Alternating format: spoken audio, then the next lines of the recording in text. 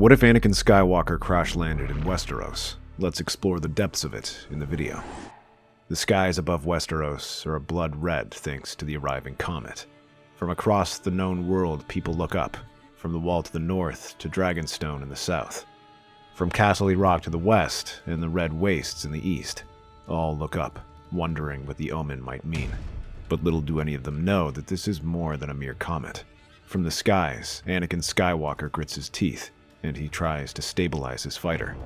Part of him wondering what happened and how he got here. He had a few brief flashes of the last days that seemed like an eternity ago. After Ahsoka left the Jedi Order, leaving him behind, Anakin knew he needed to clear his head. So he took his starfighter and flew far away from civilization. He was just hoping to take a few days off and blow off some steam, but he wasn't expecting a CIS ambush in his sector. His starship sustained serious damage and barely managed to jump to hyperspace. But the damage was too severe, and he now has to drop out as his fighter falls apart around him. He tries to stabilize the ship as best he can as he prepares for an emergency landing. However, the damage is too severe, and all he can do is angle the nose of the ship somewhere that might cushion his fall. He finds that in a massive lake that presents an easy target given the circumstances. As the wings tear off his fighter, the hull around him goes up in flames, looking like a miniature star to those who watch this. Some pray to the Seven for protection, others look out curiously.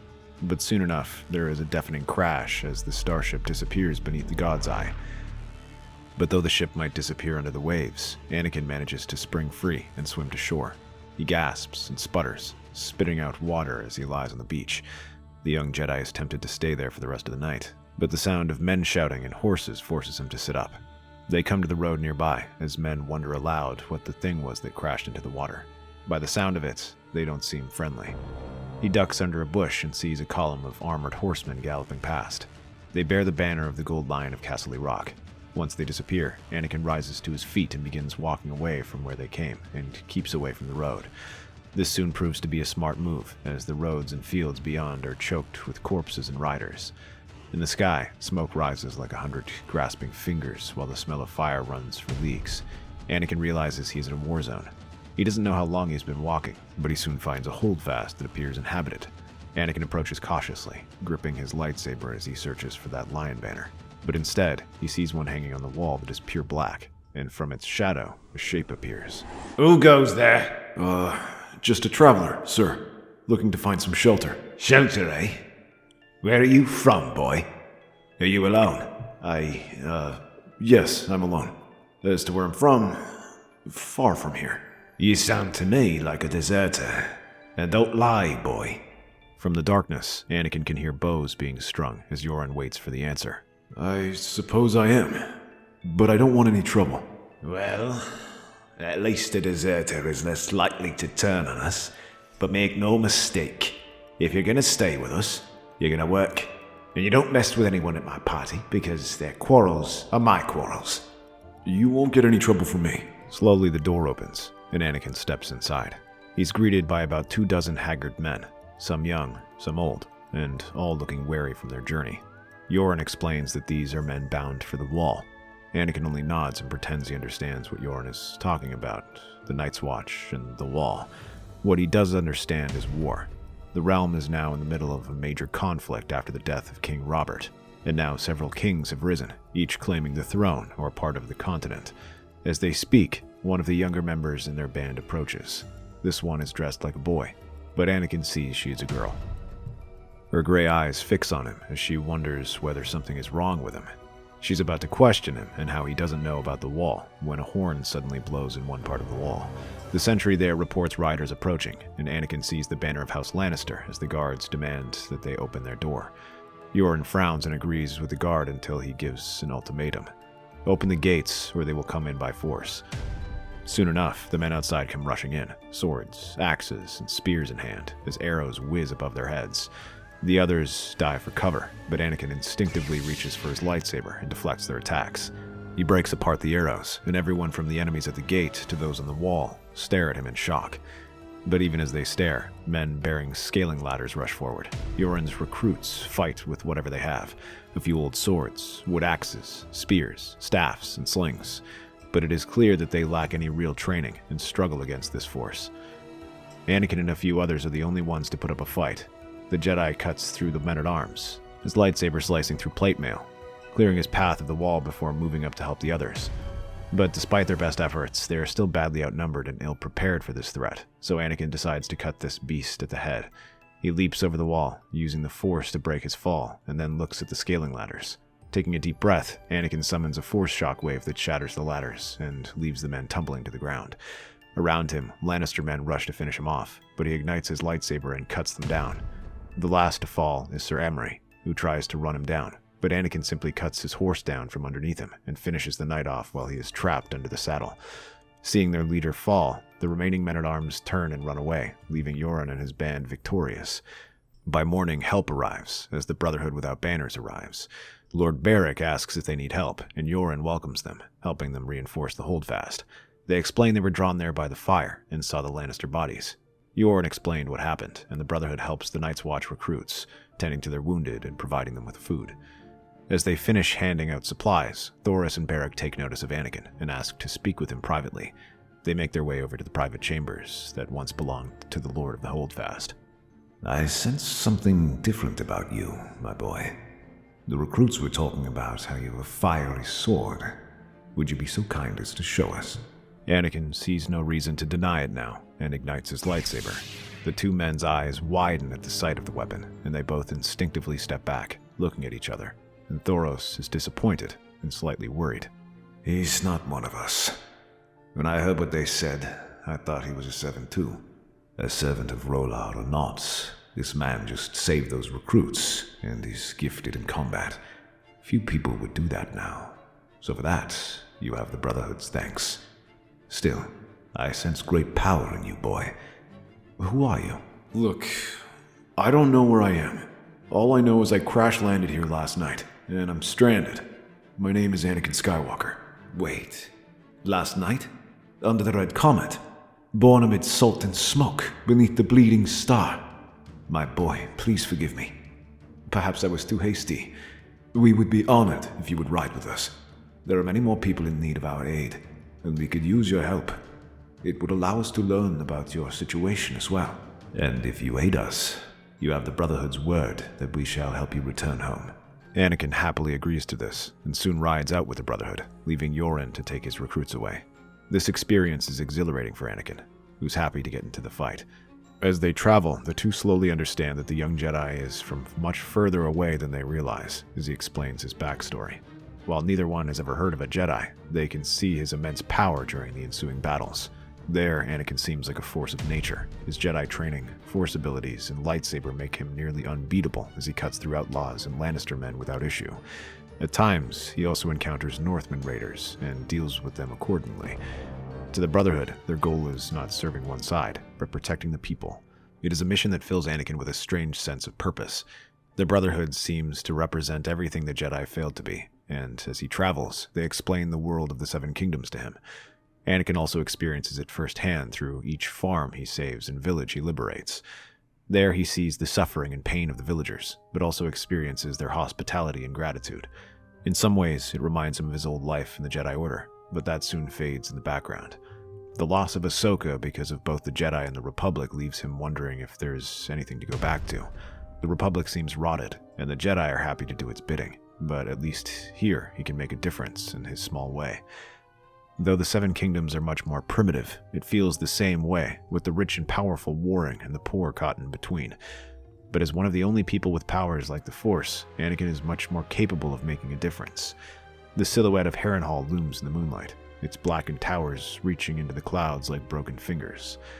The Brotherhood Without Banners, cloaked in shadow, crouches behind a ridge. At their center is Anakin, lightsaber at his belt, eyes narrowed in focus. They're keeping prisoners in the West Tower. Torturers, Lannister men. We strike fast and quietly.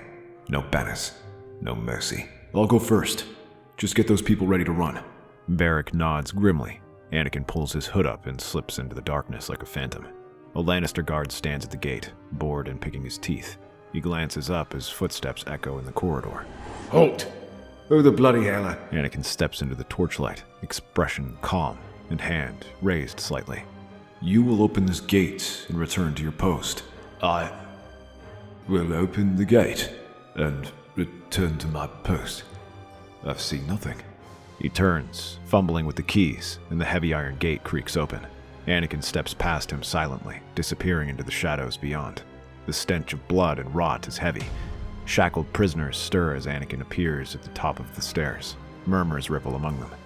Anakin ignites his blue lightsaber, casting eerie light across the stone walls. Gasps rise in the darkness, but he doesn't strike them, and instead hacks off their chains. Prisoners, women, children, broken men begin to rise as he guides them out. Suddenly, shouts echo from above as fighting begins. While Anakin is freeing the prisoners, the Brotherhood creates a distraction by streaming through the postern gates and attacking the guards. Chaos erupts. Brotherhood fighters clash with Lannister guards in the courtyard. Flaming arrows streak through the air while swords are written around them. Suddenly, horns sound from the trees beyond the castle.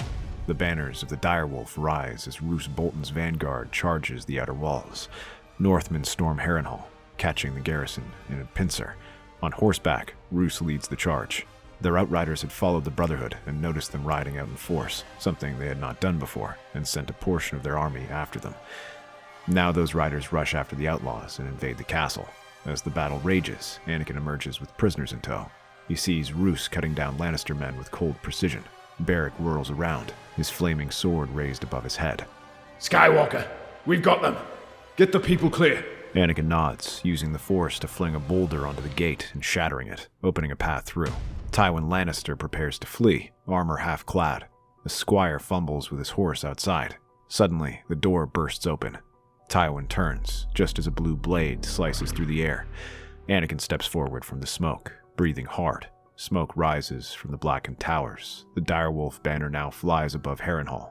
Prisoners are fed, and the wounded are treated.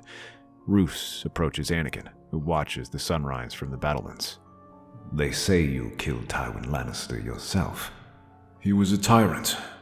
I've seen too many like him. I knew a man like him once. His name was Dooku. Who are you? A warrior. A traveler. Not from here. Whoever you are, Harrenhal is ours, and Westeros will never forget what happened here. And with Tywin defeated, it ensures Stannis manages to secure victory at the Blackwater, allowing the Lannisters to be overthrown. In the meantime, Anakin continues his campaign across the Riverlands, working alongside the North and the Brotherhood to wipe out the remaining Lannisters. Slowly, Anakin's legend as the wielder of a magic sword and the freer of the opposed grows, along with the Brotherhood. He serves as a beacon of hope for the small folk and helps win support for their cause.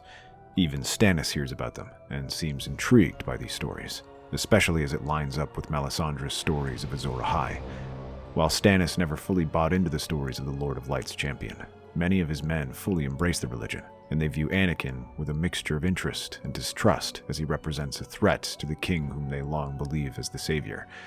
So, Stannis sends ravens to the pair, urging them to come to King's Landing so they may discuss plans for the future.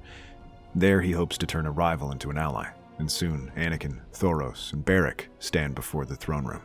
Stannis Baratheon sits on his iron throne, brooding, while Melisandre stands silently behind him. So, the man with the fire sword. The one they say turns battles and bends the will of lords and peasants alike.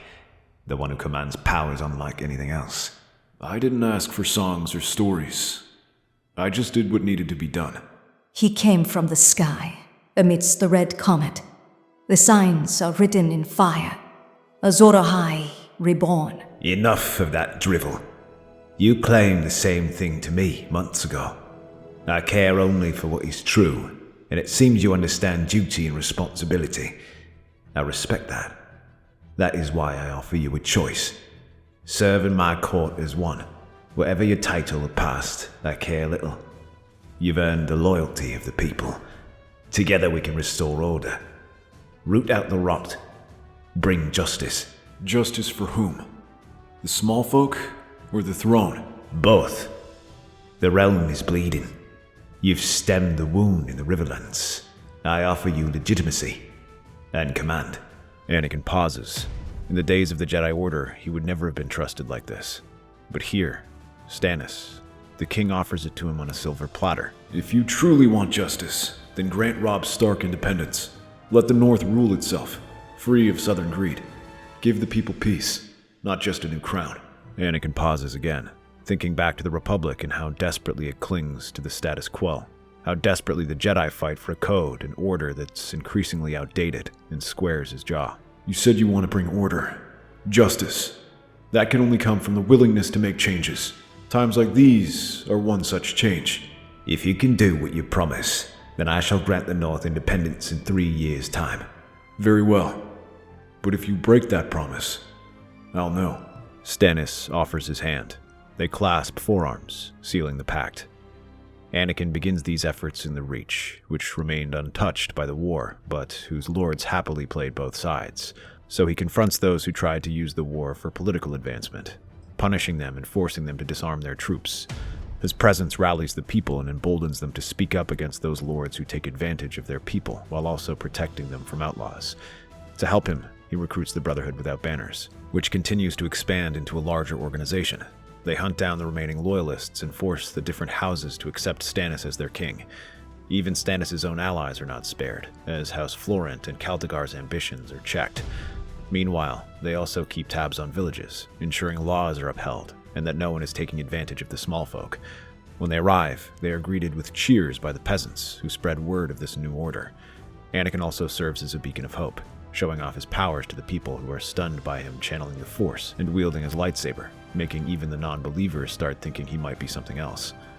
But this also helps mark his presence in the Force, and Palpatine soon detects it, feeling it in the far corner of the galaxy. He turns to the shadows behind him.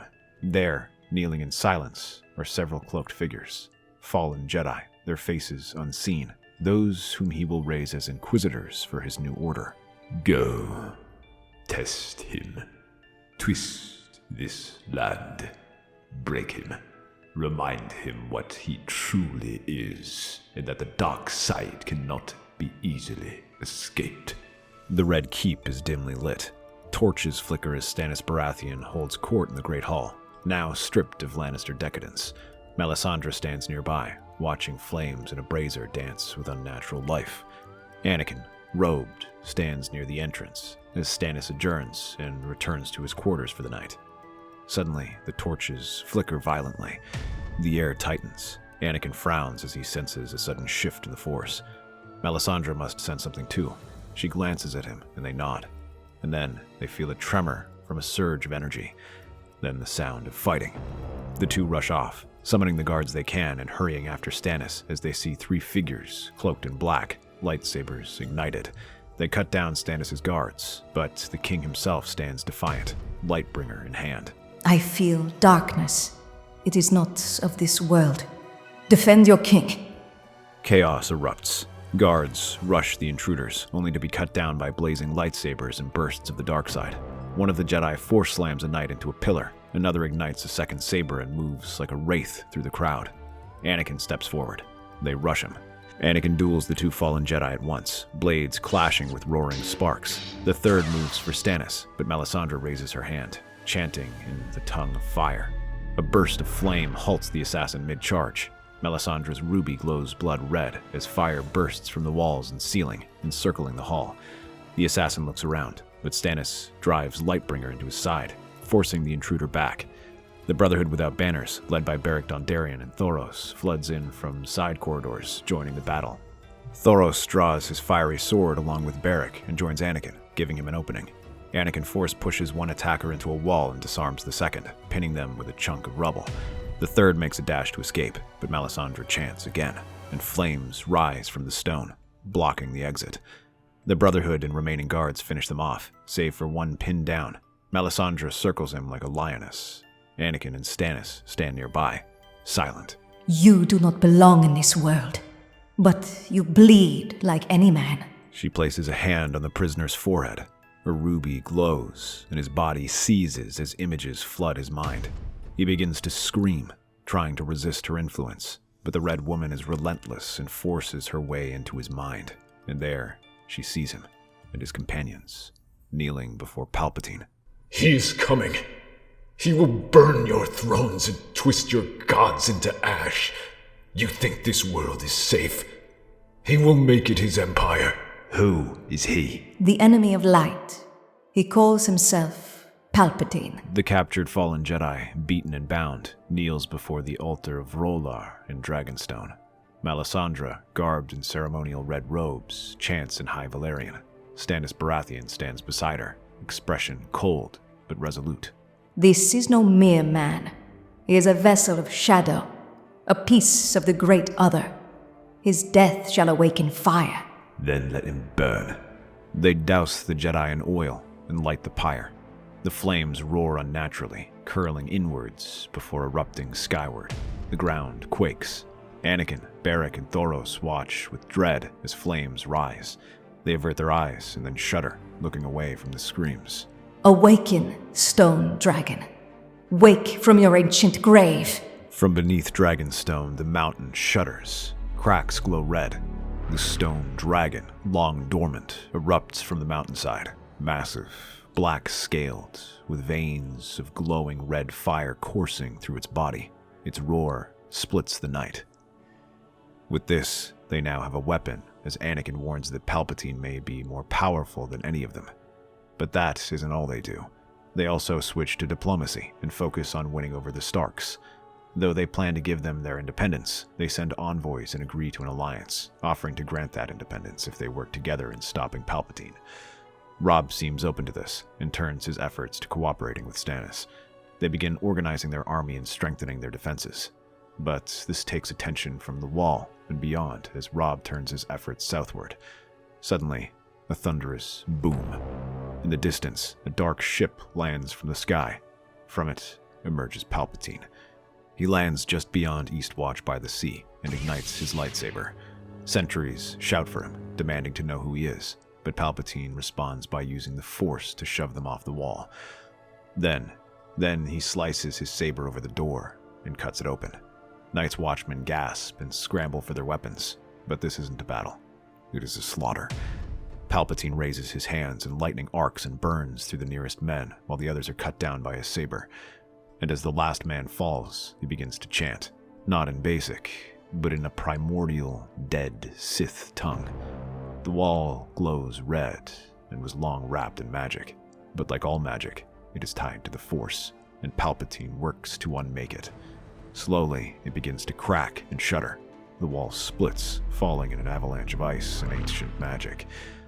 Huge chunks fall over and create massive openings, and through that the mist forms beyond as Palpatine senses something beyond, something ancient, and as potent as any Sith beast. As he finishes them, the dead rise. Corpses of Watch Brothers, wildlings, and things buried in the ice for centuries march beneath the auras. Pale blue eyes light in the darkness. The attack of the White Walkers sends a shockwave across the realm.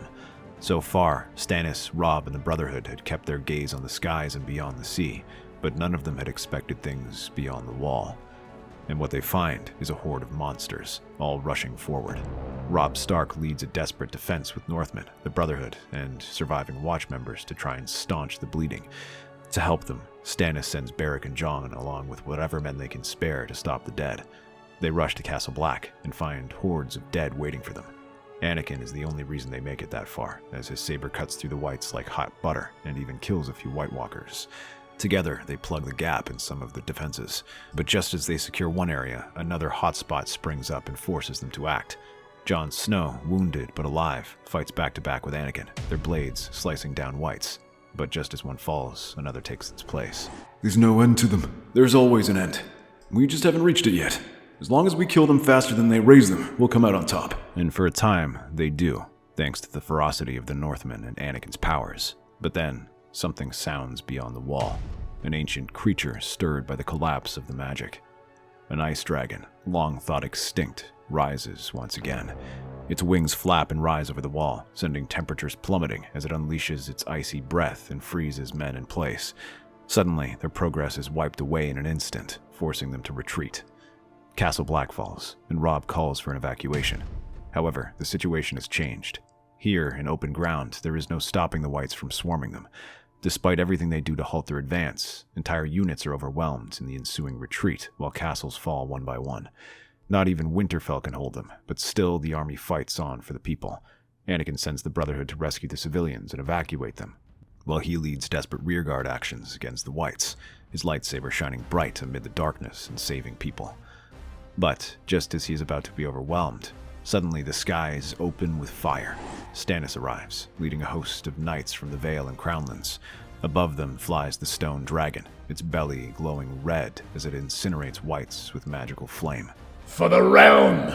The tide turns as the sight of him inspires soldiers. They raise their weapons and rush forward, cutting through the scattered Whites and then sweeping through the dead, which remain disorganized. But then, Palpatine appears above the battlefield, atop the mighty ice dragon, while his fingers crackle with Force energy. He strikes with lightning, killing dozens. Stannis rushes to meet him, their dragons clashing in midair and threatening to knock their riders off. Both dragons circle and unleash their fiery and icy breaths, sending the air exploding between them. But the stone dragon gets the worst of it and tumbles through the skies and spirals off the ground. Seeing this, Anakin raises his hand and channels the Force, trying to steady the dragon and helping it remain flying. But as it soars low, Anakin calls for Stannis to help him atop it, and the two fly towards Palpatine once again. This time, Anakin stands ready, raising his hands and reaching out for the ice dragon. The beast roars in pain, fighting against his influence as Palpatine channels his power into it. They lock in a battle of wills, and Palpatine unleashes a burst of lightning towards it. But Stannis angles the dragon up, so it explodes against its stone side, and then whirls to unleash fire and forces Palpatine to duck. With the Chancellor distracted, Anakin takes the chance to leap towards his dragon, landing on its back with his lightsaber ready. But Palpatine is waiting too, sweeping his lightsaber at him. Anakin barely leaps over it, and nearly stumbles off, but he steadies himself and drives it downward. Palpatine jerks his head aside and then uses the Force to throw him back. Anakin nearly tumbles off, but throws the Force back at Palpatine. However, the Chancellor leaps to his feet and rushes at him. The weapons clash as they leap atop the dragon's back. Their weapons flash and trade blows. The Force radiates around them, snapping in the cold. Palpatine laughs, enjoying the chaos as he rains a flurry of attacks that force Anakin to stumble unsteadily from the attack. But Anakin catches his next strike and twists it, and forces the Chancellor aside. And then, with a desperate rush, he pushes against Palpatine and knocks him off the dragon. As they tumble in the sky, Palpatine roars and continues to slash his lightsaber at Anakin and tries to shoot lightning. But the young Jedi manages to block it and tucks his body closer to fall faster. He grunts and feels lightning crackling across his body, but he ignores the pain and reaches for his lightsaber, driving it into his chest. Only then does he realize the weapon, and then feels a shadow move over him, and Stannis catches him with the stone dragon. Meanwhile, the ice dragon continues to fly wildly. That is, until Anakin manages to calm it with the Force, and together they use it to unleash it upon the Whites. With two dragons of ice and fire, the dragons wipe out the remaining undead. With this victory, Anakin manages to stop the Long Night and the Sith. With Palpatine's ship in his control, Anakin can now return home, but he instead decides to remain in Westeros, hoping to use his powers to continue helping the people, but sends a message to Padme, offering to settle them there. That's our theory. The Star Wars universe is a galaxy filled with exciting stories and possibilities, and we love exploring them. If you want to accompany us on this journey to a galaxy far, far away, then please like, share, and subscribe to our channel.